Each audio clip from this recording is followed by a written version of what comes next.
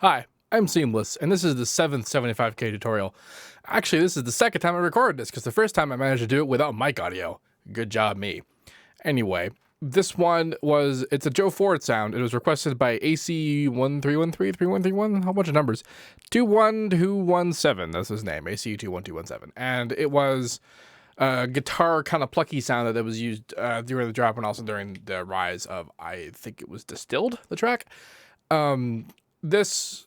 So yeah, I didn't really very perfectly nail it, but I covered an important concept about getting the sound, which was utilizing the detune divider to get there.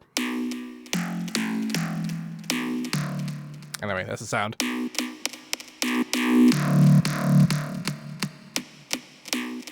And various controls using the pluck. And we'll get over that in a second, but I want to talk about what I mean by the detune divider. So, the detune divider is where we use this. You have the detune multiplier, and we have the detune divider. The detune divider, what it's doing is that it's crunching up the harmonics to be still multiples of the fundamental, but, half that. And the reason for this is because if you look at sort of the spectrum that guitars have, so our specific string instruments,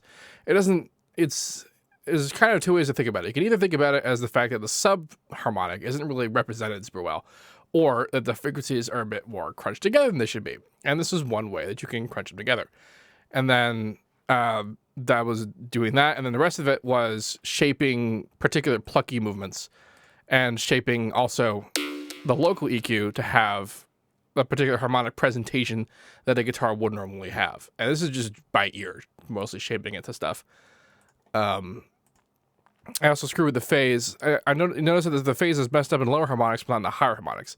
And that's because with the straight phase like this, it doesn't really matter where it is, but with it being like that, this is basically ensuring that those higher harmonics are going to have a particular sharpness to them. But these lower harmonics, however, are not. And if they didn't, then everything would be too sharp. So that's the value of screwing up the phase like that. The filter shape I'm using is essentially a peak filter. It's basically a a bandpass filter, but instead of actually passing all the way down, it leaves harmonics where they are, but it's peaking up a little bit and it's moving down. To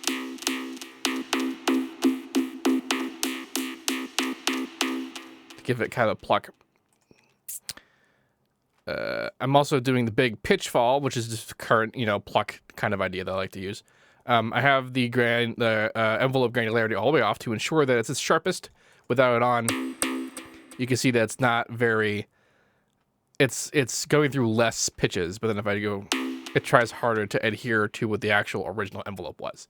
That's the difference between keeping it in default and versus no.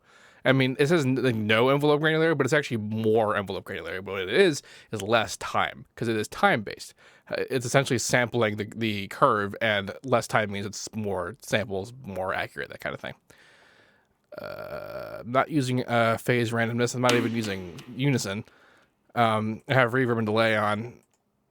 And that's pretty much the sound. Oh yeah, so the pluck shape. The pluck shape is flat, which basically means that this is essentially just controlling the attack, or rather, I guess the decay. It's perfectly flat, so it's not shaping the sound anyway. And we're all the way on, it would do that. If we're all the way off, it would do that. Because if you listen to the song, which I'm pretty sure at this point was Distilled, there's moments where the parts of it are really sharp, parts of it aren't really sharp, and this is one way that you can control it to be sharp or not sharp. There's some filter modulation that I didn't really nail, but I think that if you mess around with it, you might get closer. But for the most part, the key concept is this sort of idea of the detune divider, giving it this more of a sort of a crunchy state in the harmonics, which sounds more like the target type. That's this guy. If you have any questions about this, please let me know. If you'd like to make a request for the 75K tutorials, do so in the Reddit thread linked in the description of this video. Requests made anywhere else would be ignored. Don't forget to like, comment, subscribe, and all that good stuff. And as usual, have a nice day.